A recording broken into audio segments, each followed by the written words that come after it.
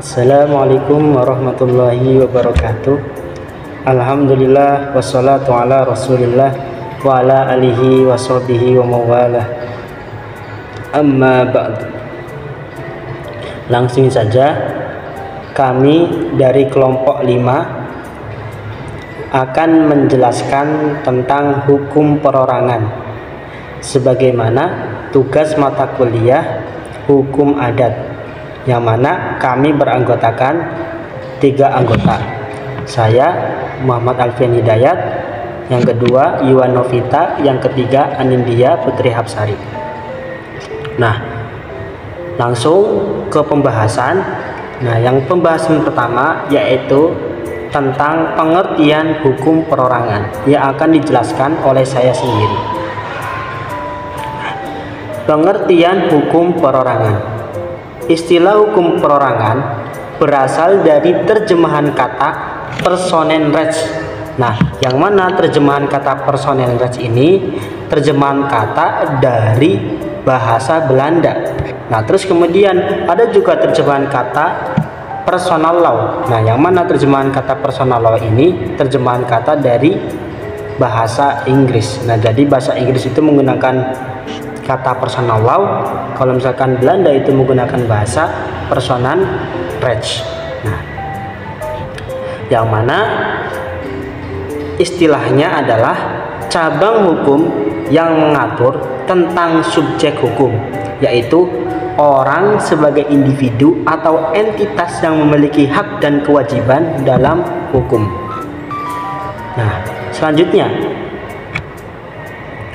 menurut Kamus Istilah Hukum, hukum perorangan ini mencakup keseluruhan peraturan hukum yang berkaitan dengan satu, keadaan atau disebut Wedergeden, keadaan seseorang atau biasa disebut Wedergeden, yang mana keadaan ini mencakup status atau kedudukan seseorang dalam hukum, seperti status sebagai warga negara, anak sah atau suami istri. Nah, yang mana kedudukan seseorang ini dalam hukum itu sangat penting untuk apa? Untuk menentukan hak dan kewajiban yang dimiliki seseorang tersebut. Nah, itulah keadaan seorang Wedergeden. Nah, terus kemudian yang kedua, keseluruhan pengaturan hukum mengenai wewenang seseorang. Subjek hukum. Secara umum, subjek hukum berarti adalah segala sesuatu baik manusia atau natурlich person atau badan hukum Rechtsperson yang dapat menjadi pendukung hak dan kewajiban.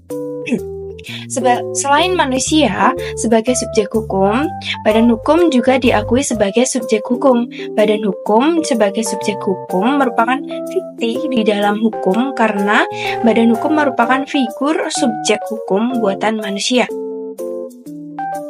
Berakhirnya status sebagai subjek hukum. Kedudukan dan status sebagai subjek hukum tidaklah bakal abadi. Artinya, ada saatnya bahwa suatu saat kedudukan atau status sebagai subjek hukum itu harus berakhir pada subjek hukum manusia. Status sebagai subjek hukum akan berakhir dengan sendirinya pada saat manusia itu meninggal dunia. Sedangkan pada subjek hukum badan hukum, status itu akan berakhir apabila badan hukum ini atau badan hukum itu dibubarkan, dilikuidasi, atau membubarkan diri karena tujuannya telah tercapai. Baik, selanjutnya di sini saya akan menjelaskan mengenai badan hukum. Mengenai badan-badan hukum sebagai subjek hukum atau sering disebut dengan Rechtsperson, menurut ajaran badan hukum yang lama mengatakan bahwasanya suatu badan hukum barulah dikatakan sebagai badan hukum bila keberadaannya berdasarkan undang-undang, dimintakan pengesahannya kepada pemerintah. Berdasarkan pendapat ini, sebagai badan hukum yakni perseroan terbatas, yayasan, dan koperasi. Kemudian menurut ajaran badan hukum yang belakangan atau sering disebut yang banyak dianut menyatakan bahwasanya bila badan itu memiliki harta terpisah dari pemiliknya dan ada yang bertindak sebagai pengurus untuk dan atas nama badan itu sendiri dapat disebut sebagai badan hukum. Kemudian yang selanjutnya menurut ajaran badan hukum yang banyak dianut menyatakan bahwasanya bila badan itu memiliki harta terpisah dari pemiliknya dan ada yang bertindak sebagai pengurus untuk dan atas nama badan itu sendiri di dalam maupun di luar pengadilan dapat disebut sebagai badan hukum. Berdasarkan pendapat ini, yang termasuk badan hukum adalah PT, yayasan, koperasi, firma, CV, dan lain-lain. Nah, selanjutnya ada teori badan hukum. Yang pertama yaitu teori fiksi atau sering disebut Carl von Savigny. Subjek hukum hanyalah manusia, sedangkan badan hukum dikatakan sebagai subjek hukum hanyalah fiksi. Nah, artinya sesuatu yang sebenarnya tidak ada, tetapi orang menghidupkannya dalam bayangannya. Yang kedua ada teori organ atau Otto van Gierke. Badan hukum adalah suatu organ seperti halnya manusia yang menjelma dalam pergaulan hukum yang dapat menyatakan kehendak melalui alat-alat yang ada pada pengurus dan anggota seperti halnya manusia. Yang ketiga ada teori kekayaan bersama atau sering disebut sharing. Teori kekayaan bersama ini berpendapat bahwasanya subjek hak badan hukum yaitu manusia-manusia yang secara nyata ada di belakangnya dan anggota-anggota badan hukum merekalah yang mendapat keuntungan dari suatu yayasan. Yang terakhir yaitu teori realis atau organik Gierke. Teori ini berpendapat bahwasanya badan hukum adalah suatu badan yang membentuk kehendaknya dengan perantaran alat atau organ badan tersebut. Kesimpulannya, hukum perorangan itu mengatur hak dan kewajiban individu sebagai subjek hukum, baik manusia maupun badan hukum. Dalam hukum adat Indonesia, subjek hukum mencakup individu dan badan hukum yang memiliki hak dan kewajiban. Hukum adat menekankan kedudukan individu dalam hak-haknya, seperti nama, status sipil, dan kewarganegaraan.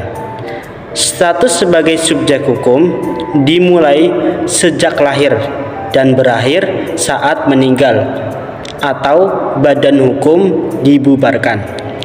Pemahaman ini sangat penting untuk menjamin hak dasar manusia. Nah, yang mana kesimpulannya hukum perorangan itu menekankan pengakuan individu dan badan hukum itu sebagai subjek hukum yang dilindungi aturan hukum. Nah, mungkin itu saja presentasi dari kelompok 5. Apabila kami ada salah dalam tutur kata, mohon dimaklumi. Wabillahi taufiq wal hidayah. Wassalamualaikum warahmatullahi taala wabarakatuh.